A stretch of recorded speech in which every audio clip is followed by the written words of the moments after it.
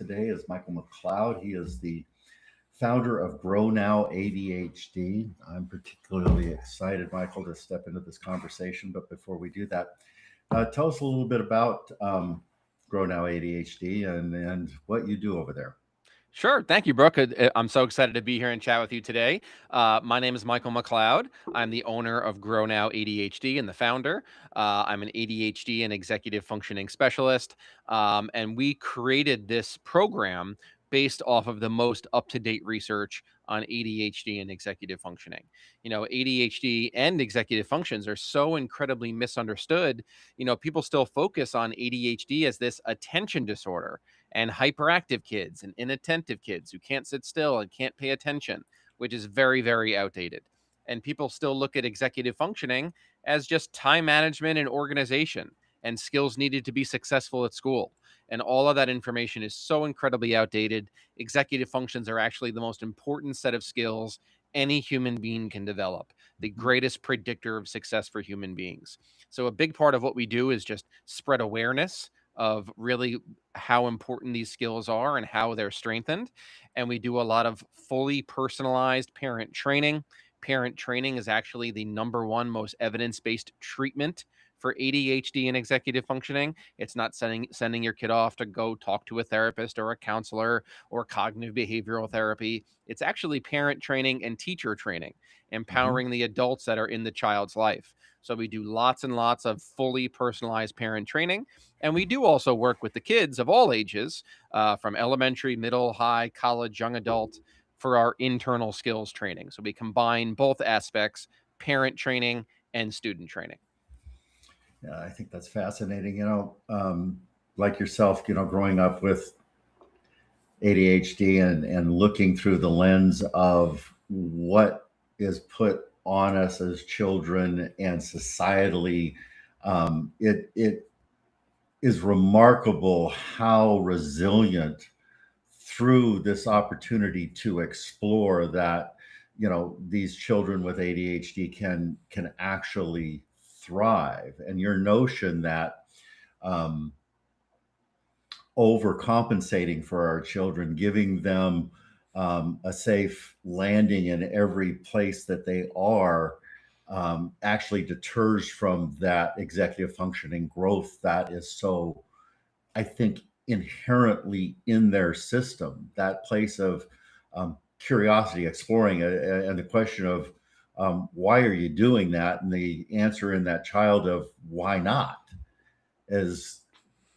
more of the exploration there, and that expansive notion of where they can really get out and see things differently and bring that back to society is such a gift that society over the years has not been able to really embrace that with this portion of society, and to be able to, rather than shame them and get them to conform, to explore that why not with them and take away that, I think, that inherent, and correct me if you disagree, but that inherent pushback from these children of no, rather than, oh, you want to try that? So let's explore what you want to do there and let's see what that might look like. And then let's try it, rather than don't do that. Exactly. So obviously, ADHD is not an attention disorder. It's a disorder of the executive functioning system. And we work with, I would say 50% of our students actually have an ADHD diagnosis and 50% of them do not. Right now we are dealing with a true executive functioning developmental crisis in today's youth. This generation of youth is the first generation in human history to perform worse, do worse, and feel worse than any generation before. Throughout all of human history, humans have always evolved and progressed and performed greater and done greater things. This is the first generation that is the true failure to launch generation.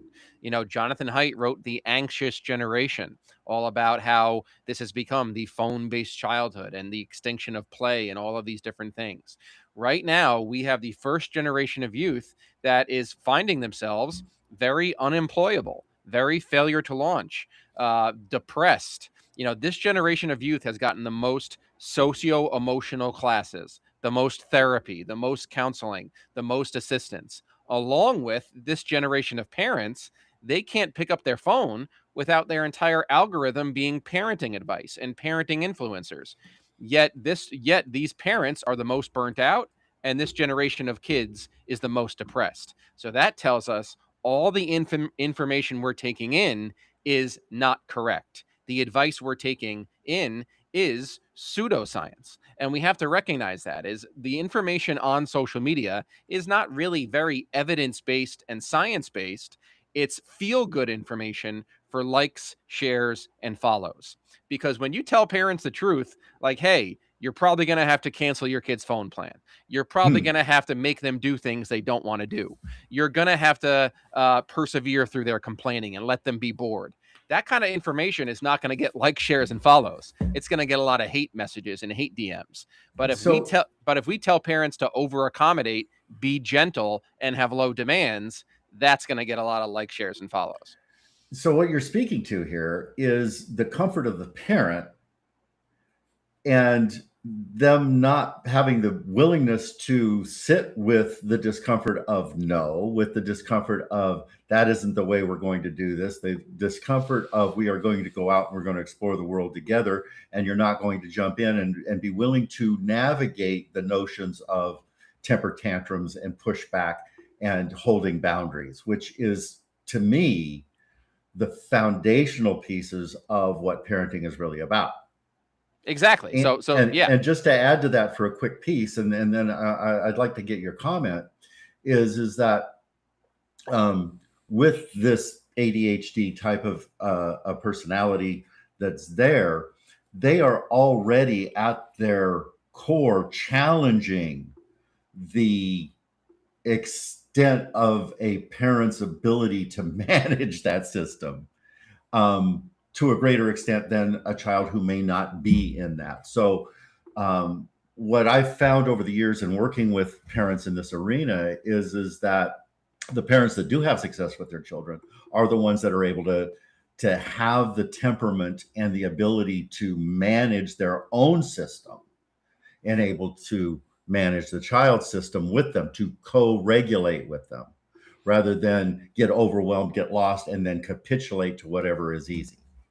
Of course, yep. So to go with your second question there about the ADHD, raising an ADHD child, what parents have to recognize here is what truly makes raising an ADHD child so difficult is this is not attention deficit disorder.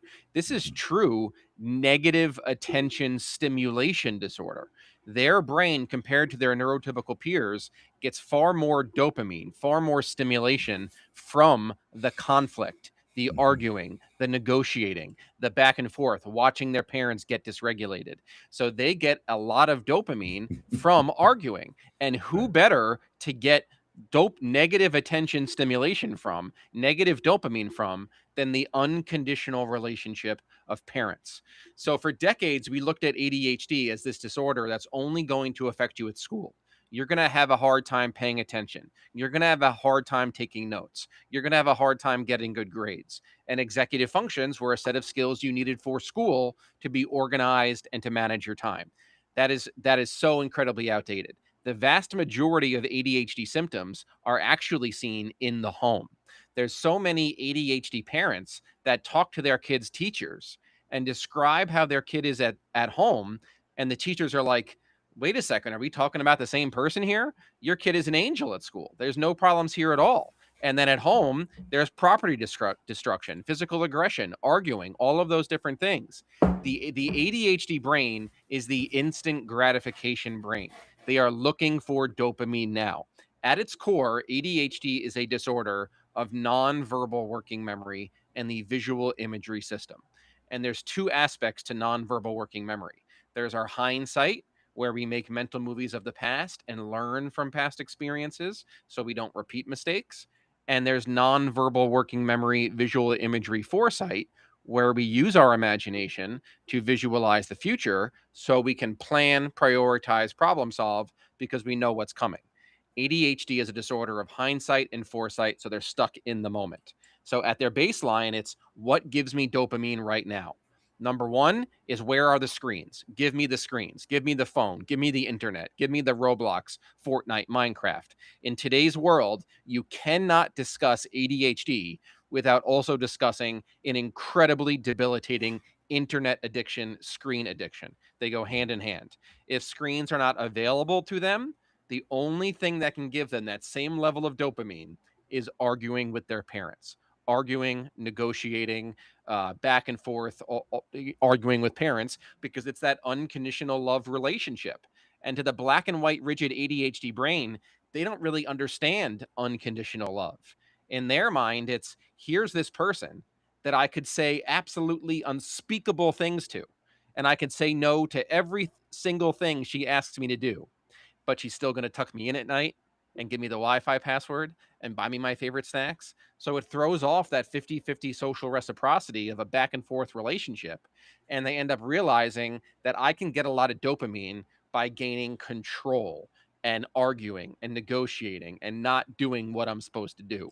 So raising an ADHD child is like Groundhog's Day. Every day, the same fight, the same argument, and you're in it. And you're dealing with the same behaviors a neurotypical kid has, just 100 times more often.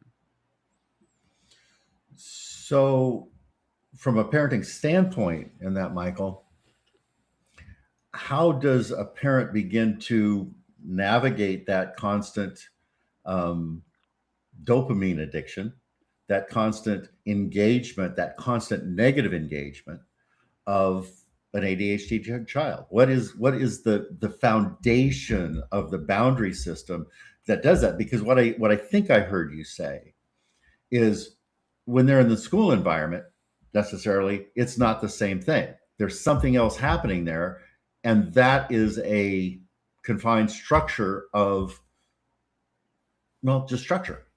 Yeah, exactly. School is structured with conditional relationships. Home is unstructured with unconditional relationships. And the ADHD brain, most often, a lot of ADHD kids struggle at school, but we're talking about the 51% here, do better at school than they do at home because they respond better to structure and condition. At home, not so much. So we have to stop thinking about attention, hyperactivity, all of this. This is all self regulation. Executive functioning is self regulation of your emotions, your language, your body, your behavior. It's not hyperactivity, it's the inability to regulate your body. It's not inattentiveness, it's the inability to regulate your mind and your thoughts. It's all self regulation, internal, independent self regulation.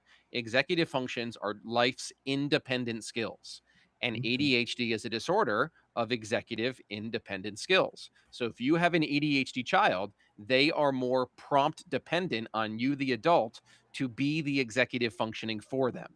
They're not self starters. They're not independent. You have to follow them around in the morning. You have to sit with them while they do homework. You got to get them, like, you need to constantly prompt them, prompt to get them to do anything. So this is the notion of co-regulation with any child exponentially because Yes. of the ADHD component. Is that Yes, well, accurate? the co-regulation is incredibly misunderstood in so many different ways. With ADHD, we have to be very, very careful because it's hard to co-regulate when the child need all ADHD behaviors need an audience. The way the ADHD brain works is they are going to want the stage, the spotlight, the microphone. They want the parents in the palm of their hands. It's Mhm. very conflict seeking, very attention seeking. So when it comes to how are we going to focus and actually build these skills, step one is so many parents are already stuck in a rut, stuck in a hole. The number one thing is detox. So right now, if you have an ADHD child, all of the data is very, very clear. You have to be very, very careful about screens. If your child is addicted to screens and is able to very easily escape responsibilities, escape life, and dive deep into the internet world, then if you already have a screen addicted ADHD child, you're going to have to do something about it. You can't cross your fingers and keep hoping and praying that one day he's going to gain the skills to balance his screens. It's not going to happen, period. That is an absolute parenting pipe dream. Adults cannot even manage their screen time, and they're grabbing it at every single red light and Yeah. looking at it before they go to sleep. So you think your ADHD teenager is going to all of a sudden be able to balance their phone and do other things? It's not going to happen. So number one, you have to detox their brain from screens by canceling their phone plan and significantly limiting their internet. Number two, that negative attention they're getting from you, co-regulation does not mean you have to be face to face and in the same room with your child. Sometimes co-regulation is modeling calmness through affective calmness, not allowing their dysregulation to get you Yeah. dysregulated. Right. Stay calm and model self care, model self soothing by walking away and refusing to engage until they show that they are ready. So we are detoxing them from negative attention stimulation, Disengagement.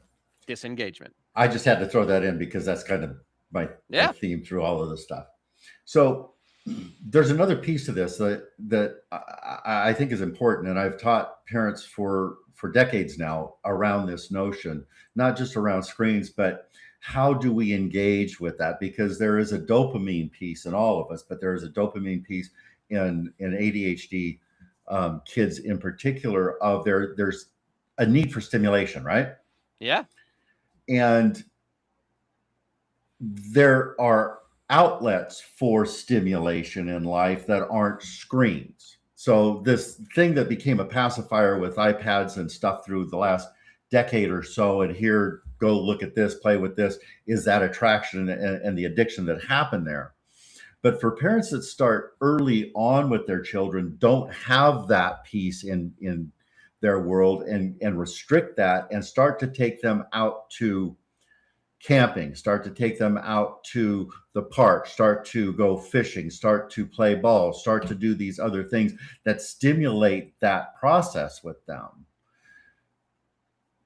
Would you say that that is somewhat of the antidote to this from an early stage, but also that redirection later on? That's exactly it. So this is what makes executive functions such an unbelievably unique set of skills. Like I said at the beginning, executive functions are a far greater predictor of success than your IQ. We all went to high school with that one kid that got horrible grades, but then ended up being very successful and financially stable because they had strong executive functions, people skills, street smarts, whatever you want to call it.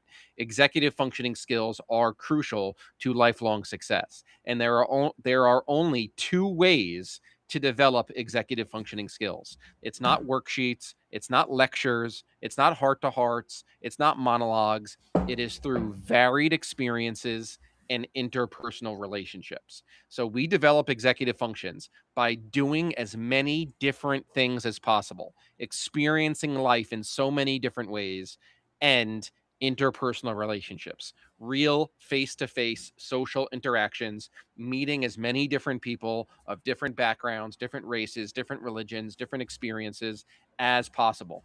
That's what builds the frontal lobe of the brain all the way up until 30 years of age. So you as the parent, Dr. Russell Barkley, the worldwide leader on ADHD, he's very clear.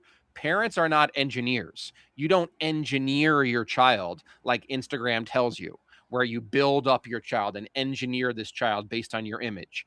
Parents are not engineers, they are shepherds. We shepherd kids into different areas of life and expose them to the arts, to music, to sports, to clubs, to activities, and build up their interests, build up their talents.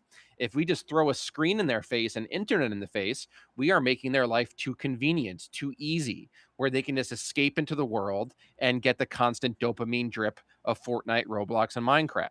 If we teach them another language, if we teach them a musical instrument, if we teach them art, if we teach them sports, we're giving them real life actual skills that at first they're going to say no. At first they're going to be anxious towards. At first they're going to be nervous towards, but we don't allow them to say no and not follow through on their commitments. We push them into these things.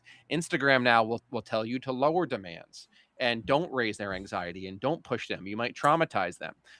It's our responsibility as parents to push kids into new areas of life so we can build up their talents, build up their interests, and that's what improves a quality of life, and that's what builds executive functions, varied experiences. So what we're doing, if I can compress this into some of the language that I use with parents and have been for such a long time, is we're teaching both ourselves and our children to be able to internally tolerate discomfort. And that's self-regulation. That's exactly Right. it. What you just said, internally tolerating discomfort. That's self-regulation. So Mm-hmm. there's a fancy term on social media called frustration tolerance. Let me ask you right now, all the parents listening to this right now, how's your child's frustration tolerance? There's a chances are it's probably pretty low, because this generation, us as adults, we are adults. We can drink, we can drive, we can gamble, we can vote, we can do all these things because we have fully developed brains. Our kids are our dependents. They only get to experience the world that we give them. Us as adults, we have completely been duped by all of big tech's propaganda and all the materialistic goods out there. We have stolen all of the things from childhood that actually build the skills they need, which is play, outdoor, unstructured, unsupervised play. We now live in a world where parents are too scared to send their kids 2 blocks down the road by themselves, but we'll give them open access to the internet behind closed doors. Make that make sense. The Yeah. internet has always been the most unregulated, disgusting thing ever created in human existence. All the crazy people that used to harm kids out in the real world are now on the internet. And parents see it on their feed of what happened to a kid on Roblox, what happened to a kid on Snapchat, but we're too scared to send them outside. That's a product of big tech's propaganda and the 24-hour news cycle. So we eliminated outdoor, unstructured play. We eliminated boredom. Kids today are not bored anymore. And what do we do when we're bored? We learn to self regulate. We use our imagination. What's a fancy term for our imagination? Executive functioning. So kids have to be bored, and we also stole struggle. We have taught kids it's not your fault, it's your teacher's fault.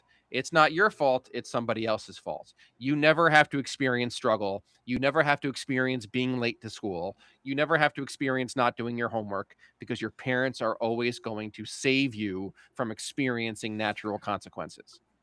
Yeah. So this is part of that teaching responsibility of you are responsible to get ready, you are responsible to take care of yourself, you're responsible to get to school on time, you're responsible to be ready and engaged, whether that is at a team sport, whether that's at school, whether that is a responsibility within the household, that we build children up into the engagement of the structure of the family, if you will. Because not that long ago, a child was reared in a family with the age appropriate responsibility of their development, where they were in their years. So they had things that they had to do. This was the functioning of building an adult that is functional in the world and able to have um,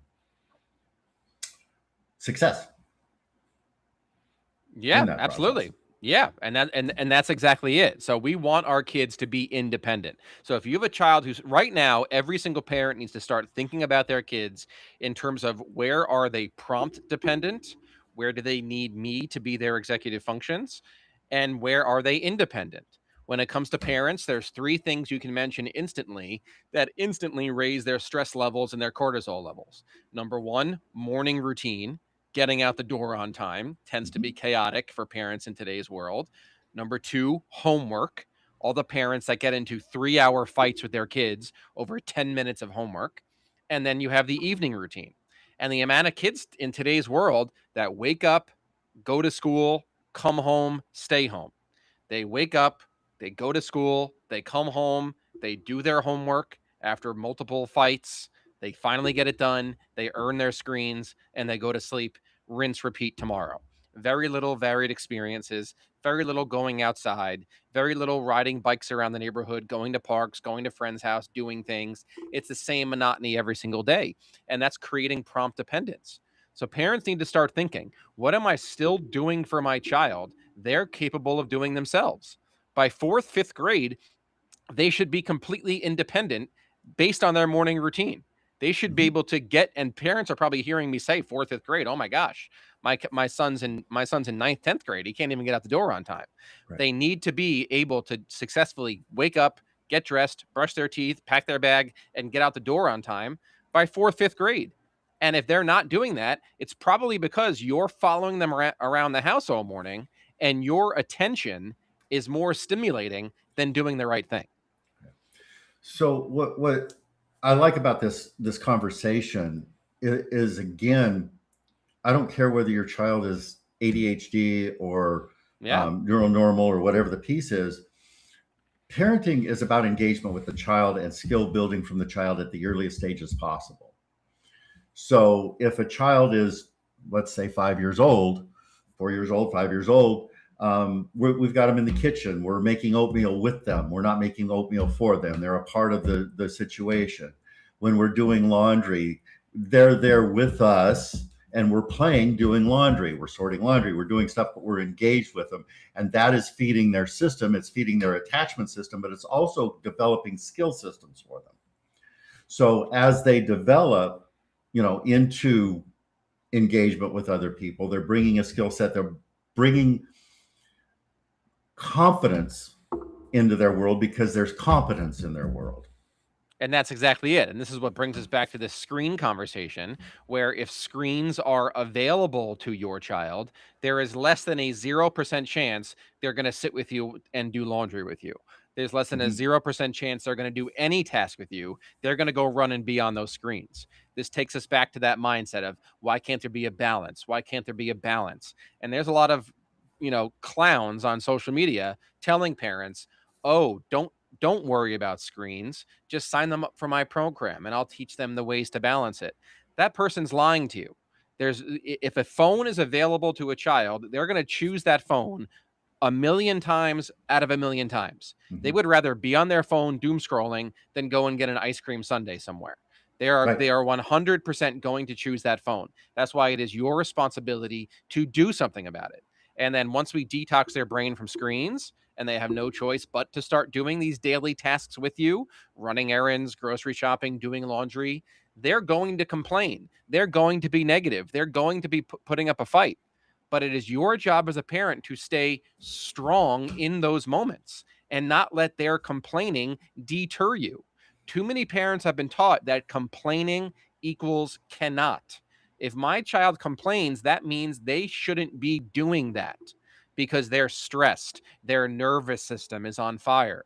That's a big term on social media, is the nervous system, the nervous system. It's just this arbitrary, vague term that people throw out there because it speaks to parents' heartstrings. But no, we need their nervous system to be uncomfortable. We need them to do boring things. We need them to build their frustration tolerance. And we don't lower the expectations because they are negative and because they complain. If anything, that's a sign they need it even more. Teach them at an early age stoicism, right? You got it.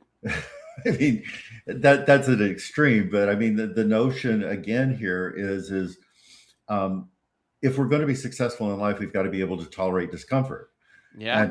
And discomfort comes in every relationship that we have at some point along the way. So if we're going to have successful relationships, whether that's going to be in business, whether that's going to be with our friends, whether that's going to be with our partners, we're going to have to be able to pause that moment and process that through to be able to come out and engage appropriately in that. And that internal self-regulation is absent when we are um, removing that from our child's developmental piece. That's exactly it. And, sometimes we lose the whole sight of parenting. It's for our kids to have a better life than we had before them. And it's for our kids to live a full independent life when we're no longer to help them. Too many parents are parenting today like they're always going to be around to help their kids. We have to remember, eventually we're not going to live forever. Number 1, parents are not going to live forever. Number 2, that IEP is eventually going to go away. That 504 is eventually going to go away. They're going to need to either go to college, get a job, and eventually move out of your parents' house. And getting good grades getting your homework done and getting good grades does not equate to employability, does not equate to being successful at college. How many kids get great grades, get accepted to college, and then end up having to leave the first semester because they don't have the life skills to be independent in the dorms outside of the classroom? America now leads the world in first semester college dropouts. They get accepted to college for all the right reasons, but they don't have the executive functioning skills, the life skills to wake up on time, to check their school emails, to shower, to get off their phone and do all these various things. We need, like, sometimes we parent just to get to the end of the day. We need to start parenting for 18, 19 years old. You keep going back to, start when they're young, start when they're young. That's exactly it. Start when they're young to play the long game. Mhm. Start when they're young to build these skills for when they're 18, 19 years old. So while you're talking, there's this question that's in my mind of kind of how the ADHD brain functions. And to me, it's got kind of two sides to it. There's a place where it's super lazy. It's like, I'm going to go to the place to get the easiest stimulation that I can, The path and of I'm going least to stay there. resistance. Right. Yes. But there's also this other side of that where if this is taken away, that the ability to problem solve, the ability to find alternative paths to a direction. And again, maybe this is um, an exaggeration of that path of least resistance, finding that in a positive function is within that structure. Am I missing something here, or is that? So you're trying to say that, ADHD can be a gift in that it allows them to solve problems more easily when their back's up against the wall. Is that what you're saying? Yes, and to see different paths to a common end. So there's something in my way, and I want this over here. And the normal path is to wait for this to get out of the way. And it's rather than wait for this to get out of the way, I'm going to find a way around this to get to where I want to go. Yeah, well, that's not necessarily true for all ADHD people. That's not, ADHD, just like autism, is a spectrum where no Mm-hmm. two ADHD kids are the same, and that's going to depend on many, many different factors. Does this child with an ADHD brain have enough experiences, have enough boredom, have enough skills? If this is an ADHD child that spends the majority of their hours a day in the virtual world, and their back is up against a wall and they have to come up with multiple ways to solve it, their answer is going to be, get me back in the virtual world as much as possible and let me Right, freak out. So not right. every ADHD child or ADHD person has the ability to just problem solve right away. It depends on so many different factors. But what I think I hear you saying, Michael, is the dependent factor is the structure that the parent is creating so that child doesn't have that default escape Yeah. where Yeah. they have to be in that place to solve the problem, to have the experience of solving the problem, to have the base of I can solve that problem in a way that you can't Exactly. And, necessarily and see. so one of the biggest things that I want parents to think about is, on a day-to-day basis, how many non-preferred tasks, non-instantly gratifying tasks is my child initiating, persisting, and completing independently versus preferred tasks. If your child stays within their comfort zone, like this cliche of the comfort zone, the great work of Dr. Carol Dweck, who wrote Mindset. How often does your child live in their comfort zone, following that path of least resistance? Are they often outside of their comfort zone? Are they often uncomfortable? Do we put high expectations on them? Social media is going to teach you to lower expectations to the ADHD child. They have ADHD. You have to lower expectations to their executive age. That's nonsense. Raise the bar and keep it high. High expectations. No one needs to hear, I believe in you. You can do this. I'm giving you high expectations, more than an ADHD child or teen. So if on a day-to-day basis, they're doing a lot of non-preferred tasks, completing it, being successful, feeling good about themselves, versus all their time spent in the comfort zone, you're setting them up for much greater success because they know they can do things. and it's doing things. It's actually Yeah, engaging in process. correct. Okay. So Hands on experiences. that's where competence lies. That's the only way to build confidence is by actually Right. doing things yourself without help. But I said competence. Yeah, And the two go hand in hand. You don't get confidence without competence. You don't get competence without doing, and correct. you don't get competence without failure. Correct. It's not a direct line, and that failure of engagement, that didn't work, is the next point to, okay, what will work? How can I solve that problem? And I think that at the base of many of the kids with ADHD, because there was a lack of support for that process, not support in the way of fixing it for them, but the support of, yeah, that didn't work. What do you think we should do next? Kind of a process is an underlying sense of, I'm not sure that what I know is what I know. That sense of um, anxiousness above, I think this will work. I'm going to give it a go, but hell, if I know if it's going to work. Does that make any sense? Yeah, that's exactly it. So we're talking about this ADHD brain, with which is the path of least resistance, instant gratification based brain. So that means they want dopamine and they want it now. So what's one thing an ADHD brain does not like? A learning curve, being a beginner at something, not being amazing at something the first time you try it, which is why their brain instantly goes towards Fortnite, Roblox, Minecraft, because it provides these endless loops of mastery, endless loops of retrying. But anything worth doing in life, actual attainable talents, require you to be a beginner, will require you to not be so good at something the first couple of times you try it. So being an ADHD child, you are going to push every button of your parents possible to let you quit. It's going to be a lot of negative self talk. I'm not good enough. Nobody likes me. I hate this. Why are you doing this to me? You're the worst parent ever. None of my parents' friends make them do these things. They let them go home and they let them be on screens. You need to let me quit. I'm going to do this. I'm going to do that. It's going to be every single behavior in the book to get them out of being uncomfortable, to get them out of being a beginner. But us as parents don't do that. We don't let them quit. We let them stay. We're playing the long game here. We are going to wait for them to build competence. We're going to wait for them to develop confidence. And a couple of weeks go by, and then they thank you for not letting them quit.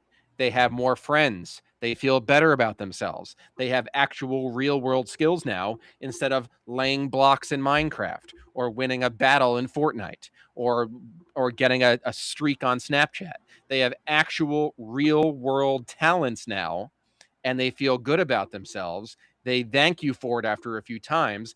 Thanks for believing me. And that's what builds a parent child relationship closer than ever, besides overindulging your child to avoid conflict, which is the definition of permissive parenting.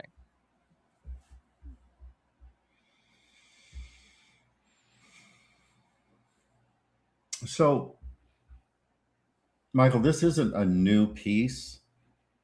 It's just exponentially exacerbated by screens. Yep. This ADHD behavior is consistent generationally, Yep. whether you're a boomer or a Gen Z. It's not new. It's just there is more. There's something here in the comments that I want to bring here, and this person said, "Hot take: the danger of avoidance is cultivating technology illiterate children or adults." That's an extreme statement as far as I'm concerned, because that's not taking the balance into the screen, the computer, the technology that we have is generationally here. It's appropriate for us to learn. But if we don't limit that, what we're limiting is the human engagement that is intrinsic to who we are as human beings in terms of relationship, and not being able to navigate that because we're over here, because we're lost in this abyss of technology. Then our creativity is gone, our engagement's gone, our relatability disappears, and we're stuck in an echo chamber. We're stuck in a silo of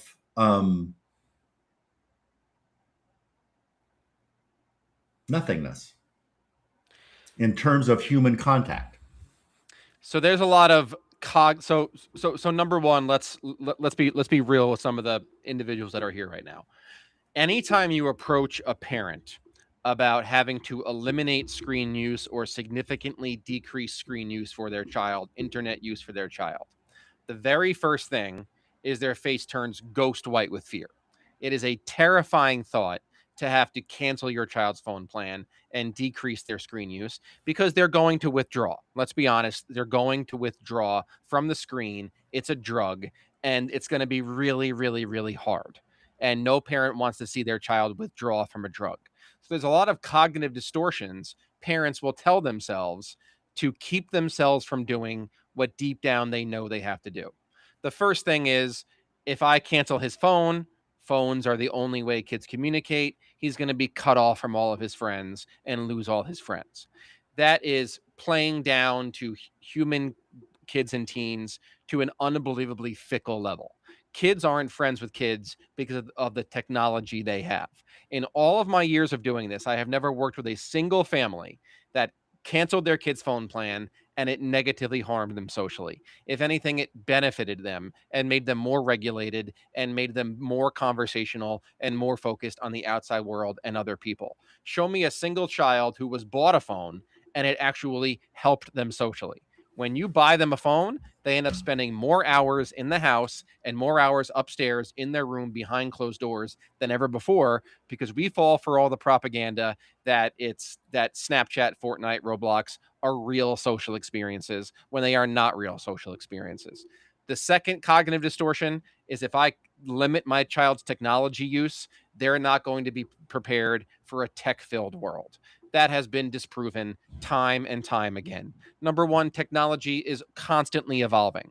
The technology of today is not going to be the technology when they are older. It's constantly moving and constantly changing. Number two, the younger generation is always better at technology than the older generation. And we now have a decade of data to tell us, more than a decade of data to tell us, these kids that are growing up with phones their entire lives, growing up with one-to-one laptops at school, they're being passed over for tech-filled jobs than people that didn't have those things, people that didn't grow up with phones, because they're not employable and don't have these types of skills. So any sort of concept that kids need, that's like saying, I want to be a cardiologist, I better operate on hearts every day from birth to 18 and focus on all of these hearts. This concept of give them screens so they can gain tech-based skills before their brains are ready for it, so they're ready for a tech-filled future, it's nonsense, and it's part of what's keeping tech in these kids' lives.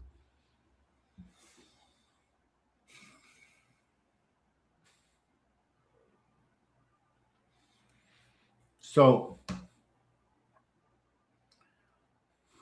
we're having a discussion that is penetrating to a lot of people. Yep. It's challenging the notion of gamers. It's challenging the notion of the skills that come out of that. There's problem solving skills that can happen within that arena. And I think that that's undeniable. However, what I think you're speaking to and what this conversation is about the balance and the structure of how that is engaged in. So limiting the screen, limiting how the social engagement happens in that arena and bringing them into relationship, parent-child relationship, skill-building relationship, external relationships outside of the family that develop that personal engagement that is challenging one's internal self-regulation, of taking them out of the comfort zone, expanding the mindset of an open mindset of taking in other and engaging in the conversation.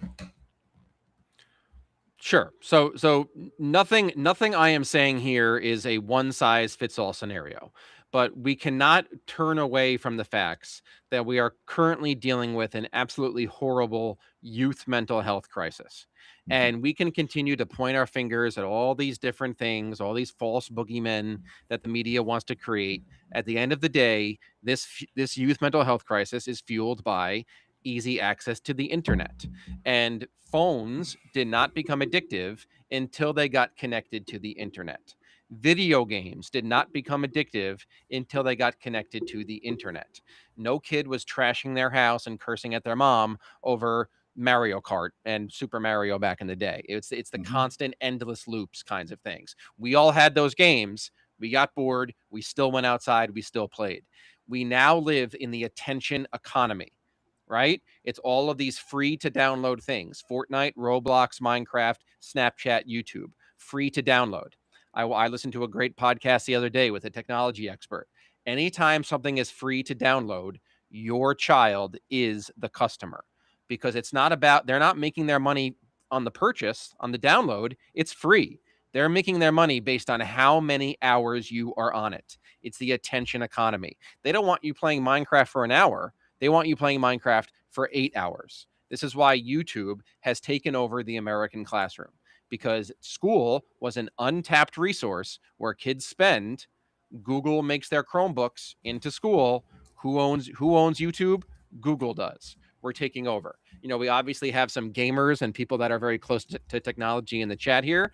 I'm not here to tell people how to live their lives, but at the end of the day, we cannot turn away from the fact that our ADHD youth are the biggest victims of big tech's predatory marketing. 100%. Our ADHD kids that cannot self regulate, that need experiences, that need relationships, that need face to face experiences. We're buying them a phone, falling for the propaganda that it's going to make them safe, smart, and social. We now know that when you buy a kid a phone, it makes them depressed, dormant, dependent, and antisocial. So I am an individual. I focus on ADHD youth and those struggling with executive functions. I can't even begin to describe the stories of how families have been torn apart over technology and ADHD addiction to it. I'm not telling these people in the chat on how to live and how to deal with games. And if they want to game and use the skills and those kinds of things, more power to you. I think that's fantastic. I'm talking about youth that only have access to the world their parents give them. And if we don't give them varied experiences, if we don't make sure they're having face to face social interactions, if we don't make sure they're gaining real world skills, then we can't just say they're going to be on the internet all day outside of those things. So if your child shows that they have the skills to have a balance between preferred, screen based, non screen based, then more power to you. You're doing a great job. I don't know you personally. I don't know your family personally. I don't know your child personally. I'm not providing fully personalized parent training to you. Right now, I'm speaking in mass general information, blanketed information to the 51%, because that's all I can do, because this is very impersonal. It's generalized information. We Mhm. have to be honest about the negative impact of screens. If you are a young adult that can manage your screen time and still work and still have friends, more power to you. I'm not saying they need to be fully eliminated and scorched from the earth.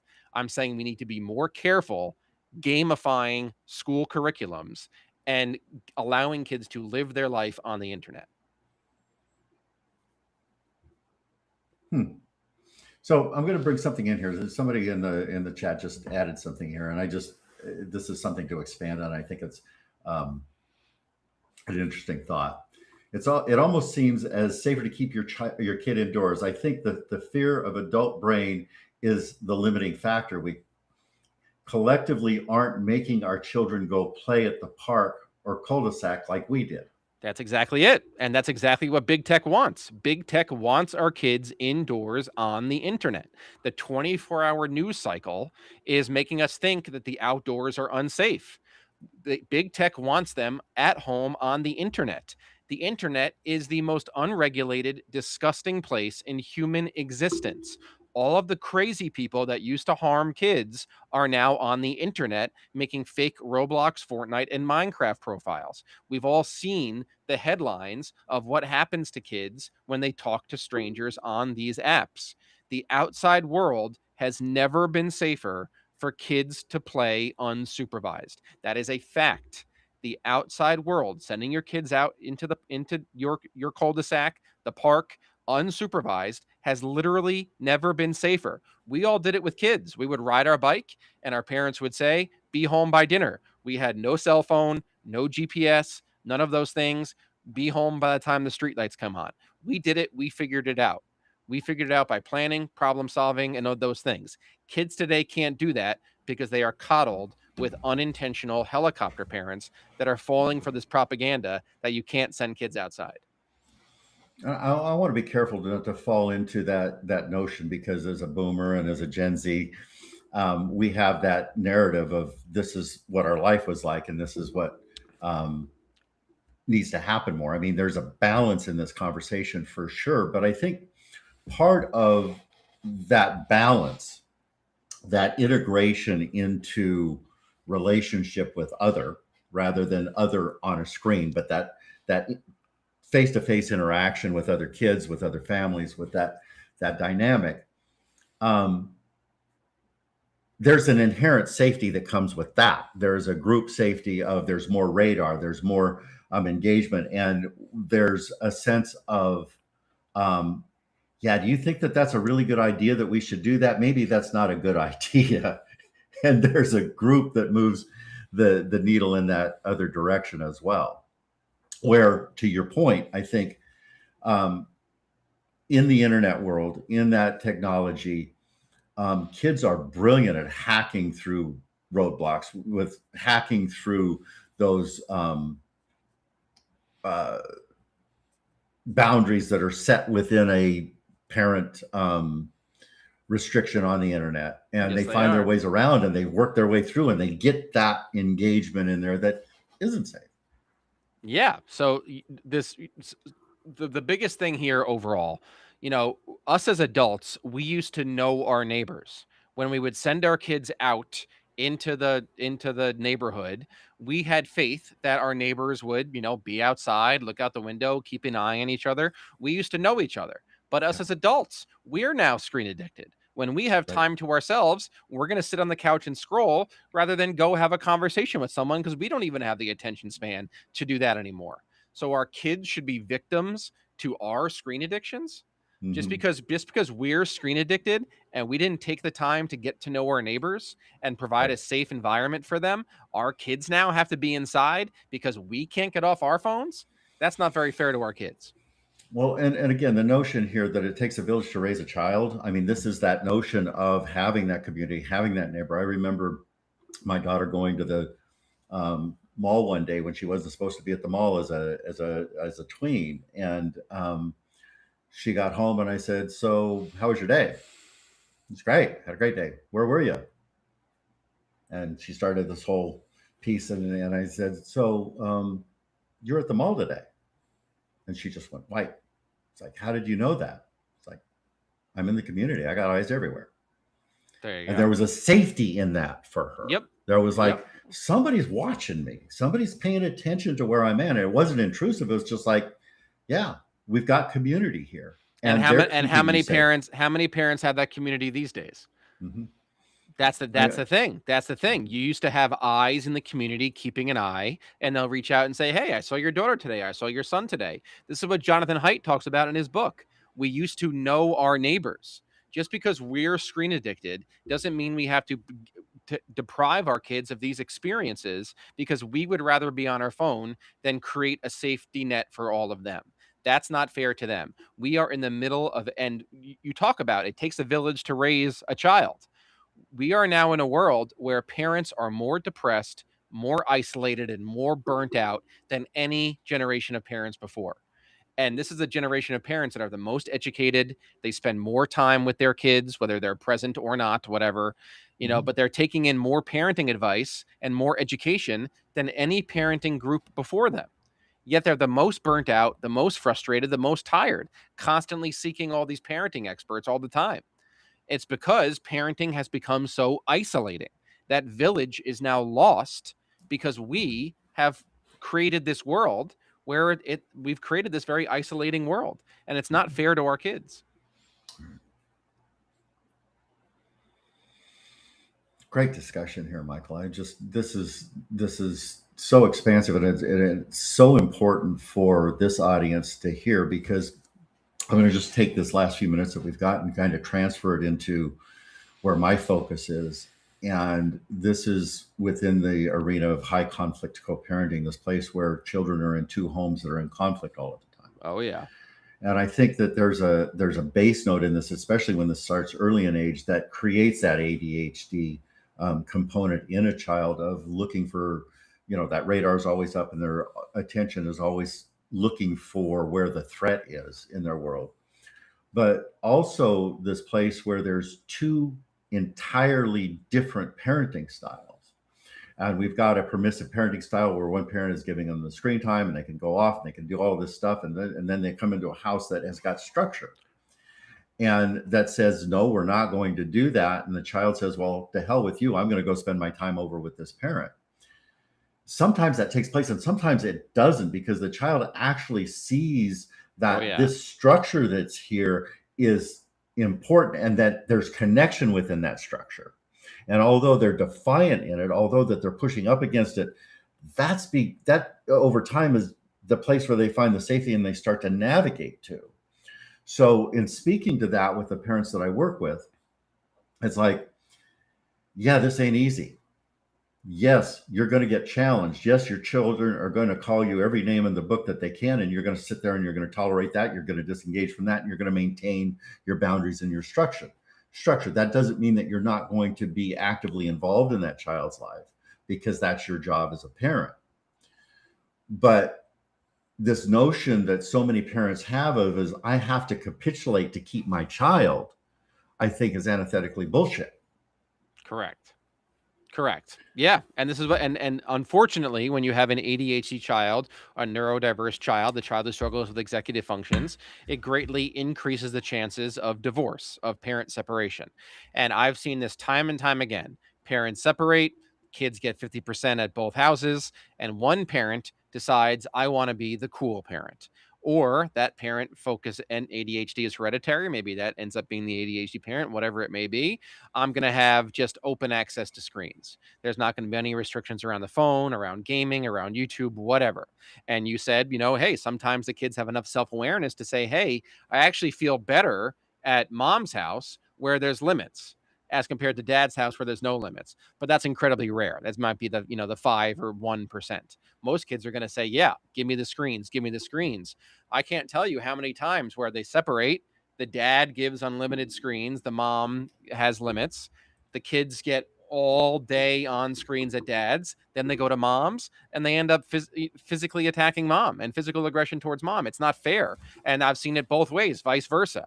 So when you separate, sure, you couldn't make it work, irreconcilable differences. I get it, it happens, totally fine. You still have a responsibility to your kids to follow best practices. It is your responsibility to make both houses look as similar as possible with the same limits and same boundaries. You don't have to be on the same page as your ex-spouse, but you need to provide some level of continuity while your child is still a dependent, while their brain is still developing. It is your responsibility to follow best practices for that child until they are old enough to start making choices on their own.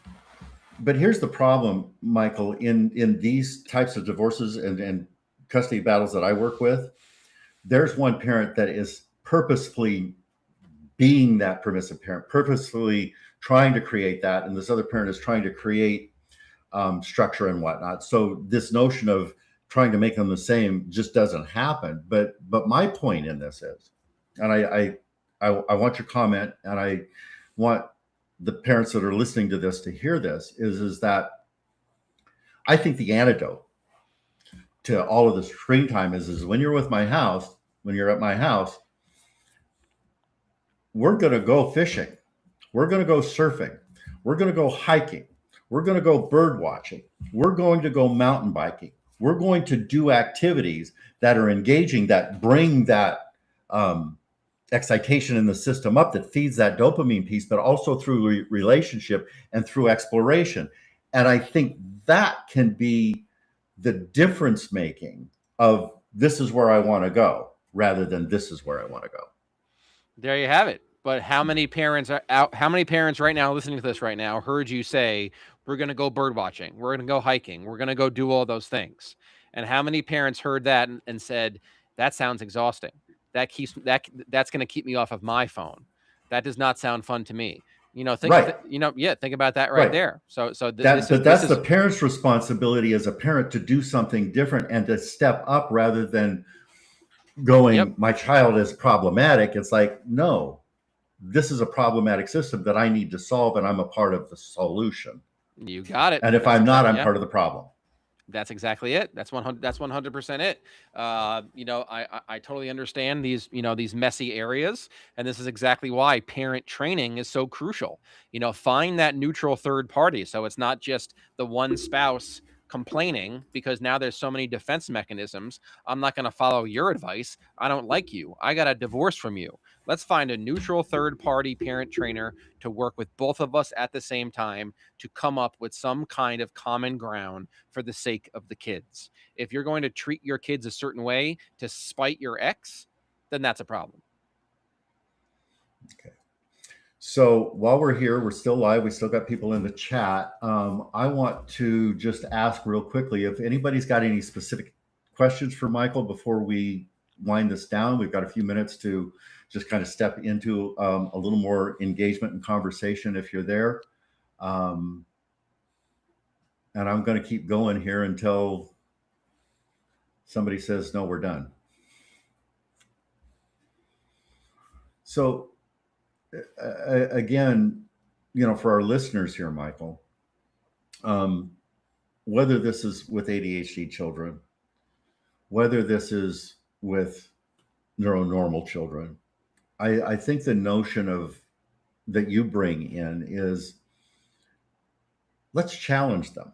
Let's not give them the easy path. Let's give them a place of problem solving and sitting in boredom, sitting in discomfort. Because what comes out of boredom is creativity. Yeah, and independence and self-regulation. Right. It's Yeah. like, yeah, I'm sitting here, I'm bored. What am I going to do? Well, that's not available to me. That's the passive easy resistance. Maybe I'm going to go outside and I'm going to build something, or I'm going to draw something, or I'm going to play with a musical exercise. I'm going to pick up a guitar. I'm going to do something and learn something that feeds the system. And that stuff only comes out of the boredom sometimes. That's being bored is like going to the gym for your brain. It is teaching you all of these different skills. Before phones came into our lives and eliminated boredom, that's when we started to have this whole concept of mindfulness, practicing mindfulness, or that became a catchy, trendy term. Before phones came around, we were all mindfulness gurus. No one was talking about practicing mindfulness and doing mindfulness because we did it every day.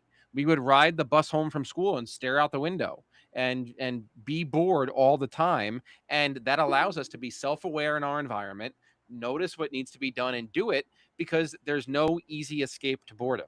Anytime we allow an escape to boredom, we should expect our kids to take it, especially our ADHD kids to take it.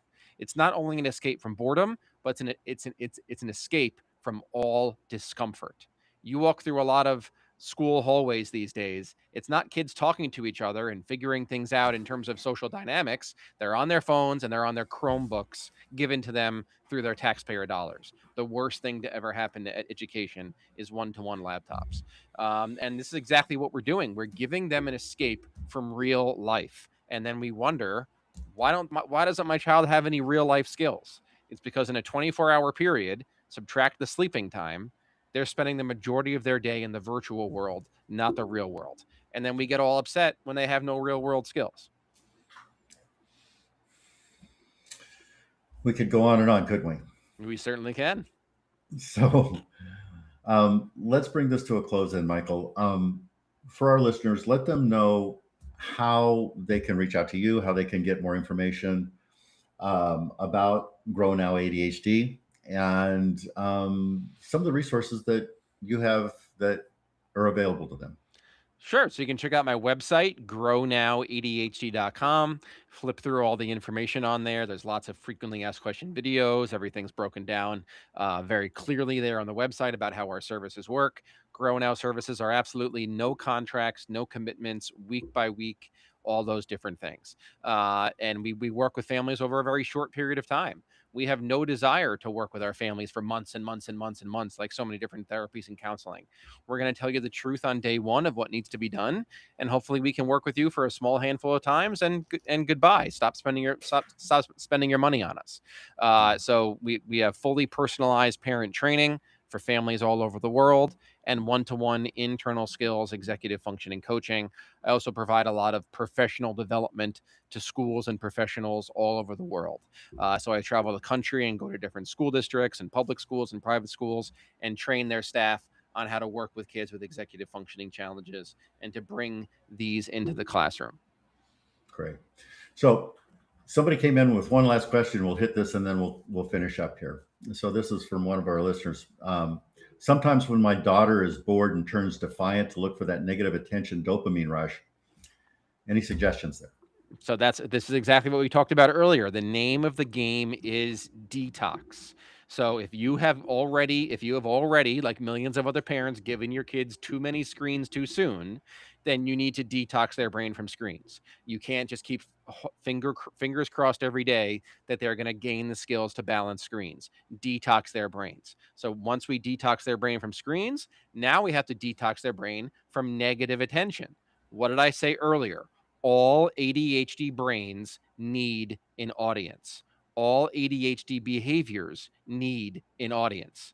There's the old saying, if the tree falls in the woods and no one's around to hear it, does it make a sound? Well, mom wasn't in the same room. Was there still an ADHD behavior? That's exactly it. So the ADHD brain is looking for the argument, the fight, the negotiation, the back and forth. It's your job as the parent not to give it to them, to remove the power source, remove the negative stimuli, which is you. You need to get out of there. And your first thought, Robin, is probably, if I ignore her, she's going to follow me around the house. And she's going to follow me around the house and start banging on every door and not let me ignore her. That's all the proof you need that your attention is a drug. She needs you. The ADHD brain wants the stage, the spotlight, the microphone. They want all your attention on them. We need to build the self-awareness. Let's say your daughter's name is Jessica. Ready, Jessica? Not ready, Jessica. When you're not ready, I can't talk to you. I have to get away. The safe thing for me is to get away and give you the space, which is the most respecting thing you can do to a child. Give them the space to self-regulate and self-soothe. Once I see you are ready again, then I can talk to you. Then I can help you. Then I can be there for you. I don't need you coming at me and yelling, I'm ready now. I'm ready now. No, I determine when you're ready based on what I see. And I can only engage with you when you are ready. When you are not ready, it is my responsibility as a parent to get as far away from you as possible. That's awesome. It just brings up a whole nother piece about high conflict personalities that are this attention seeking piece, but we don't have time to get into that. Maybe we can have that conversation at another time, Michael. Yeah, we can have a lot of conversations. Right. Super. So thank you everybody for coming in and joining us with this conversation. This podcast will be available probably in about 2 to 3 weeks on our website and on YouTube and all of the social media that we've just bashed. And I hope that you'll spread this out and then have those people come in and listen to this just really good conversation that we've had. Again, everybody, this has been the High Conflict Co-Parenting Podcast with Brooke Olson and Michael McLeod. And take care, everybody. And, as we always say over here, keep this in